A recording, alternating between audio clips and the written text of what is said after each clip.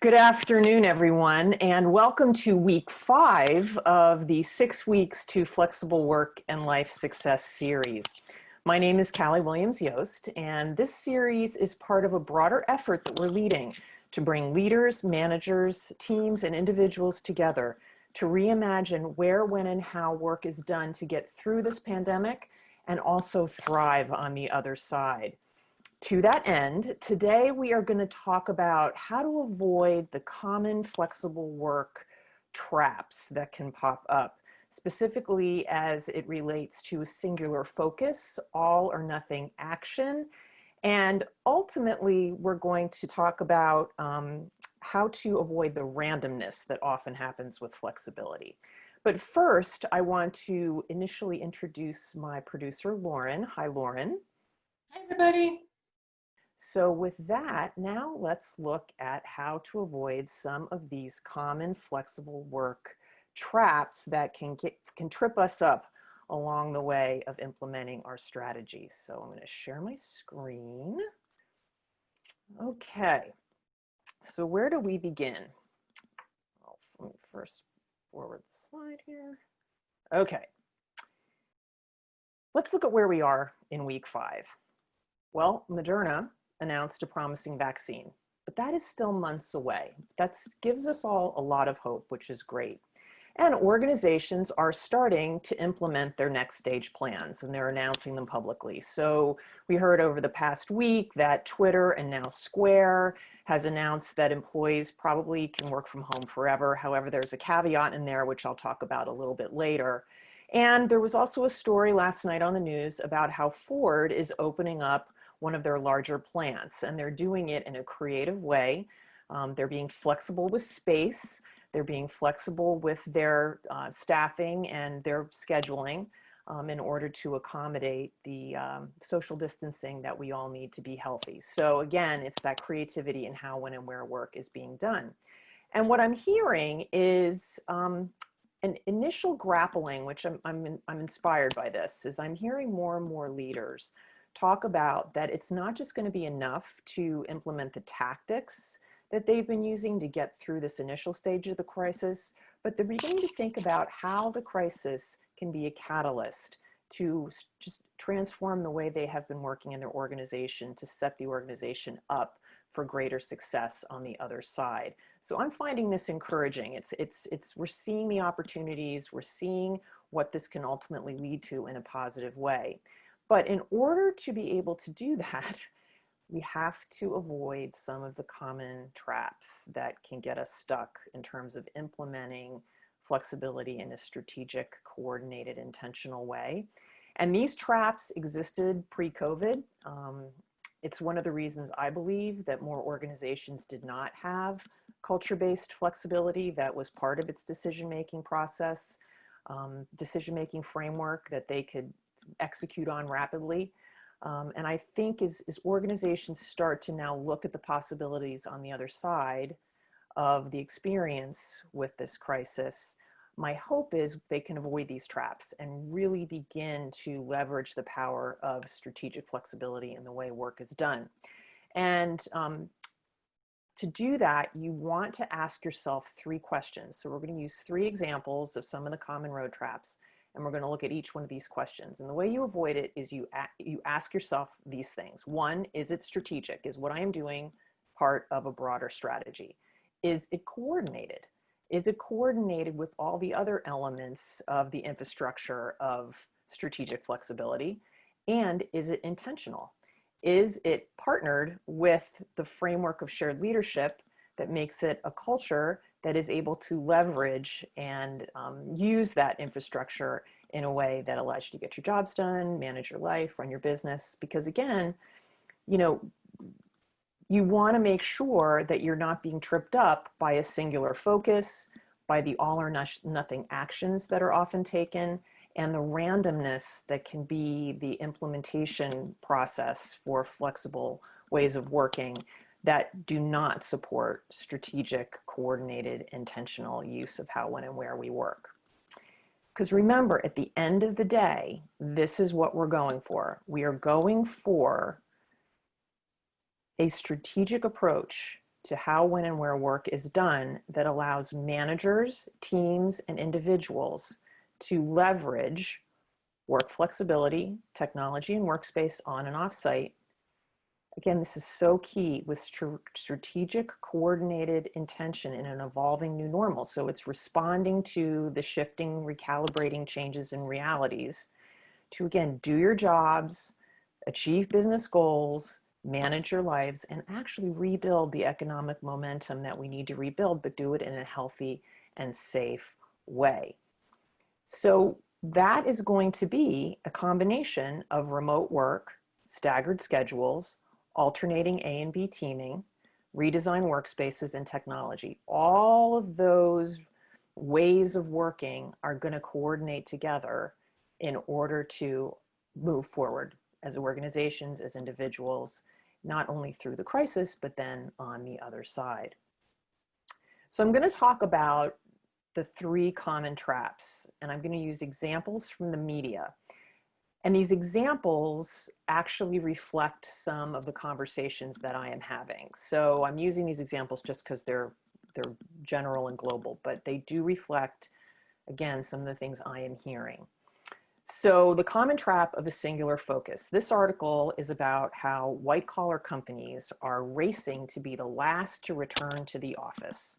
So in other words, what this is about is that white-collar companies, and that's the focus of this article, are essentially saying remote is our primary strategy, and we're going to leave it open to be out there forever if it needs to be.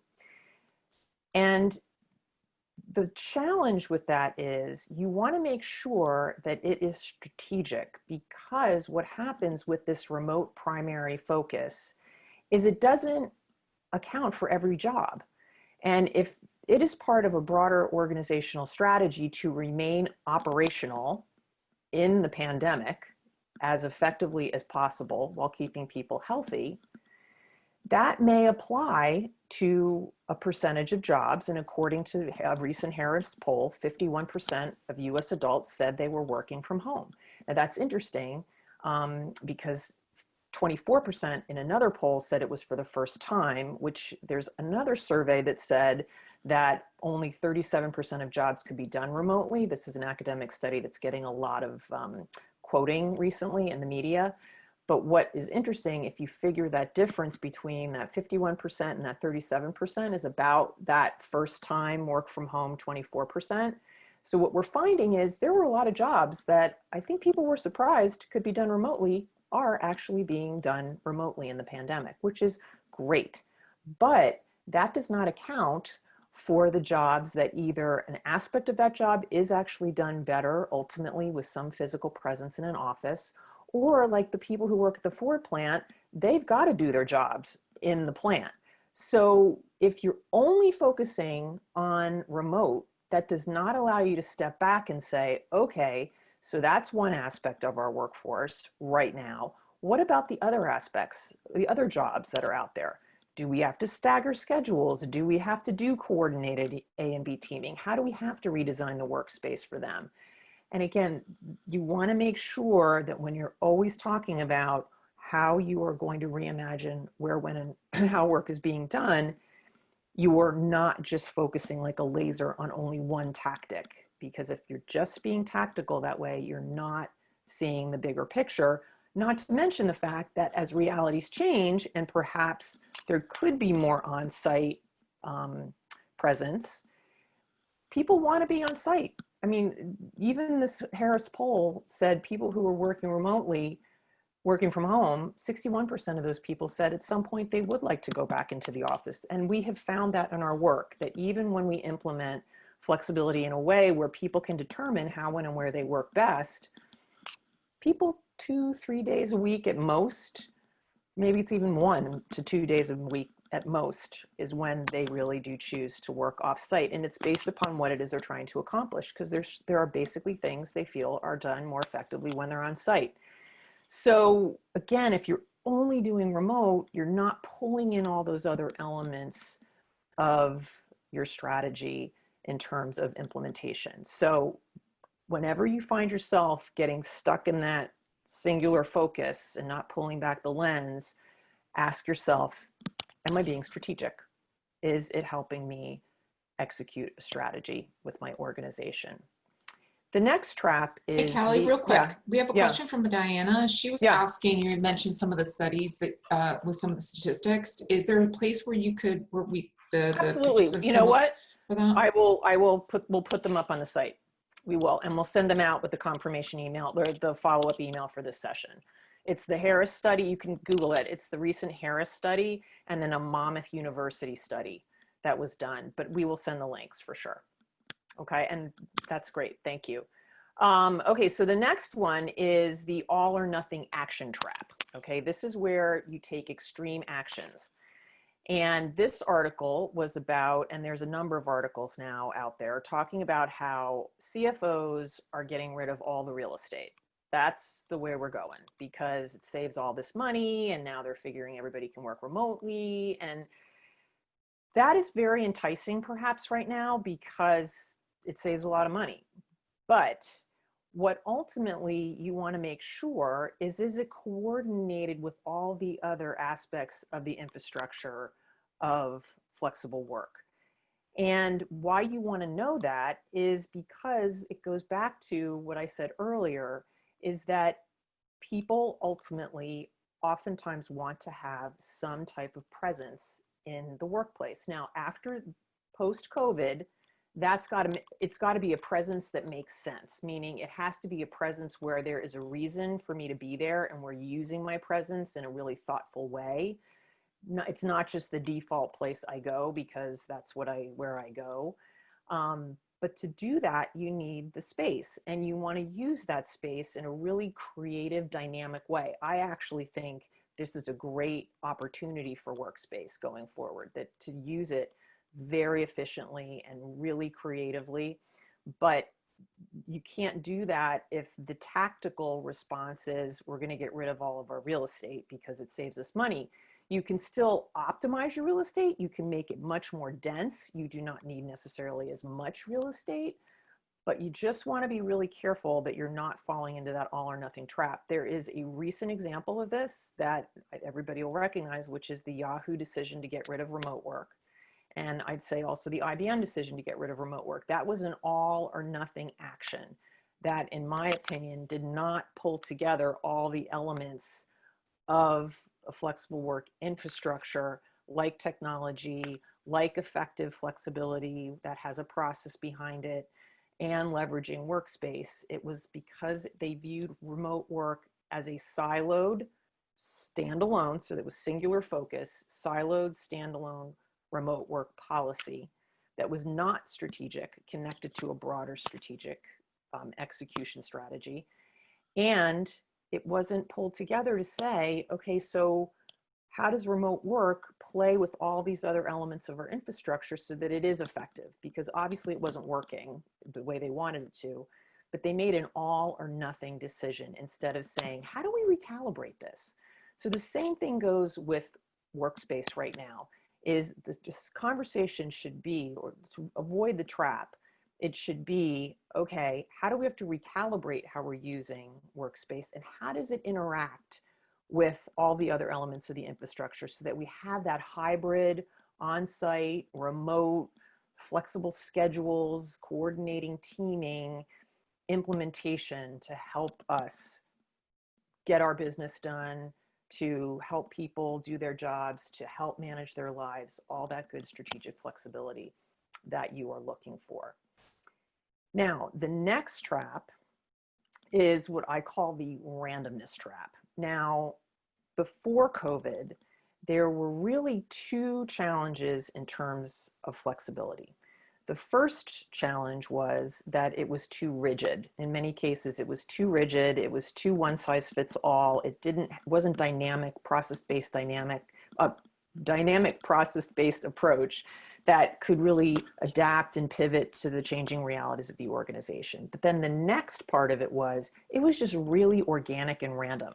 So what would happen is I would go into an organization and they would say, oh, yeah, we have flexibility. I'm like, oh, okay. And they're like, yeah, our people can work, just as long as they get their jobs done. We don't care where it happens. And I'm like, all right. So tell me, do your people know how to intentionally think through what it is they're trying to get done and then leverage how, when, and where they're working to achieve those goals? No, no, we just trust them to do their job. Okay, so there was no coordinated process around that decision making. The next thing I would say is, is there a really consistent, ongoing cadence between managers and employees so they know what they're supposed to be achieving and performance metrics are clear and employees are having updates? And no, yeah, kind of, it's up to the manager. Okay, but there was no consistency around that. And then I would say, so then do they go to the team? Does the team know how to coordinate their flexibility and use of technology and workspaces with each other? Is there an intentionality around that? Are they really clear about their accessibility and responsiveness? And are they recalibrating as realities change with each other? No, not really. No, but we have flexibility. Okay. And then I would say, do managers understand what their role is in this? Are they solid in their just basic good manager skills, and do they have that layer of communication and coordination that they need to lead a flexible work team? And is that consistent across various managers, so there's a consistency there? And are they trained in that? Yeah, no, not really. And then I'd say, do they know how to recalibrate as realities change? Do they know how to switch it up so that, obviously certain circumstances are different. A good example would be COVID. A manager would know, okay, we have a pandemic. We need to recalibrate. We need to change how, when, and where we're working. Do they know how to do that? No, not really. Okay. So that's what I mean by randomness, is when all those questions are being asked and the answer is no, that's just random. And so in this example of a potential randomness trap is this article talked about the Congress's move to remote voting, which tactically is very important because they have to be able to continue to vote in the pandemic. But the same article pointed out all of these concerns around how Congress is going to operate once we get past the pandemic. Is this going to change things forever? How are they going to work? And so the way you get past this trap is you make sure what you're implementing is intentional, that you do have that framework that I just ran down, that framework of shared leadership, that cultural framework on top, coordinated with the infrastructure of flexibility in order to implement it and execute it in a way that accounts for a change in reality. So what that would mean is, as we move through the pandemic and it becomes safer for Congress people to go back to Washington and vote, and for their staff to maybe come back into the office, there is a principle-based approach to that flexibility. And that one of the principles would be, we recalibrate as realities change. And everybody in that shared leadership circle knows that, okay, it's safer now. What is this going to look like? How are we going to vote? We don't necessarily need to not be present. Okay, so how do we change it up? And that is when you take the randomness and you put structure around it and a process around it that targets it toward strategic purpose. So again, this is where I am seeing now that there's this excitement that, oh, we did it. Like, oh, look, we are able to work flexibly. This is great. Let's just, keep doing it. And the next step for most organizations, that really this is the first time they've been thrown in the deep end and they were thrown into pilot. It's important for you now to step back and start to explore where you are. Like, what happened? How are people working now? And start thinking about now how you're going to put that coordinated culture, that framework that leverages the infrastructure that you're coordinating in a thoughtful, intentional way, so you don't fall into this randomness trap that really made flexibility that was there in organizations before COVID not as intentional, strategic, and impactful as it could have been with that process around it. So again, I took each one of these questions independently, but ultimately you want to ask them all three at the same time.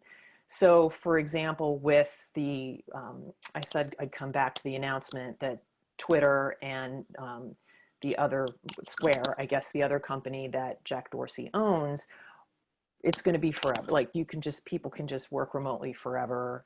There is a caveat to that though, that it was in the story that the people who want to come back to campus, ultimately back into the workplace, are more than welcome to, but you get to choose. Okay.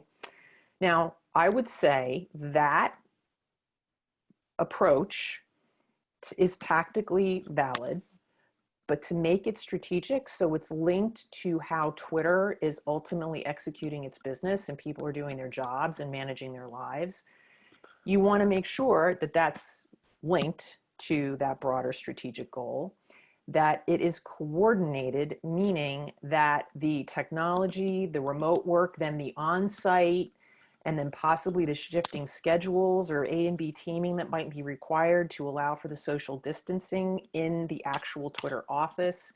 Make sure that's coordinated. Is that all happening at the same time?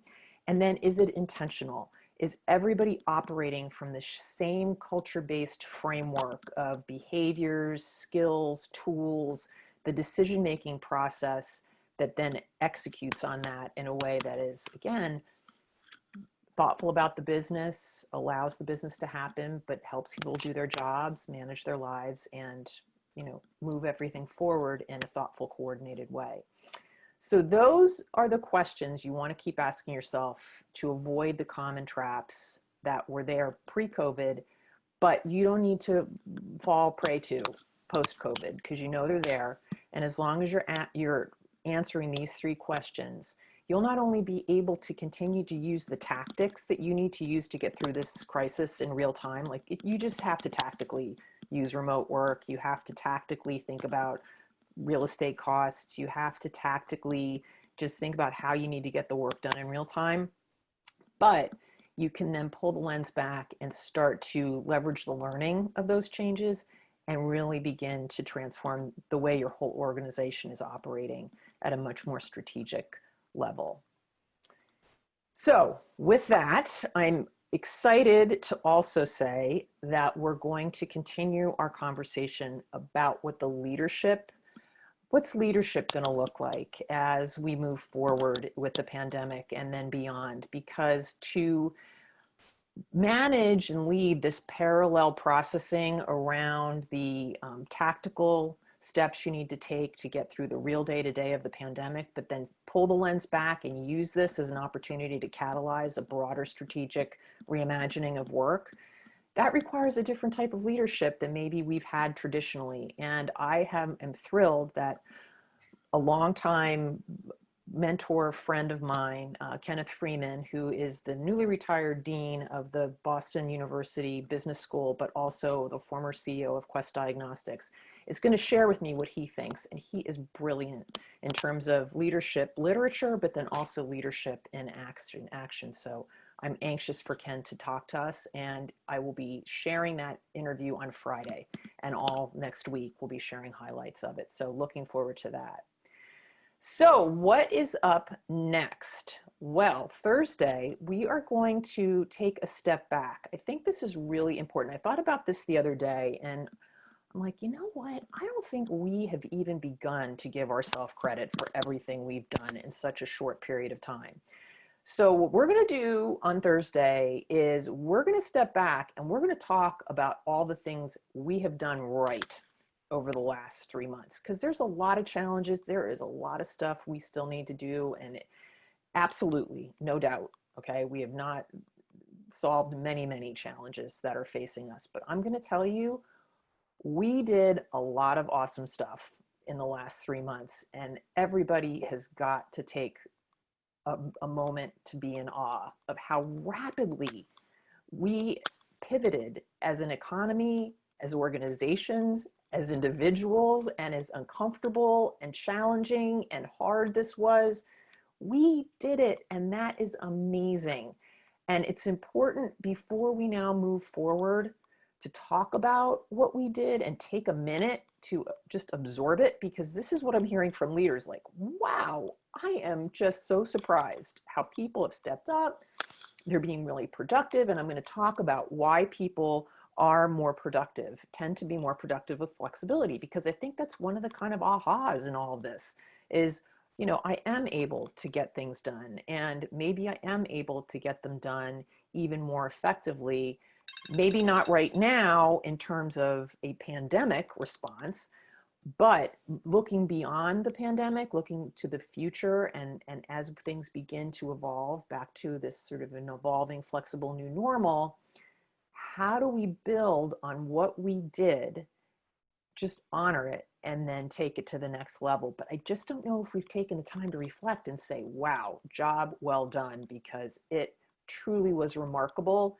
And I want us to just take a minute and walk through some of the examples that I have that are pretty impressive and worth being noted. And I would love it if you would share some of the positive things that you've seen as well, recognizing we have a long way to go and many, many challenges.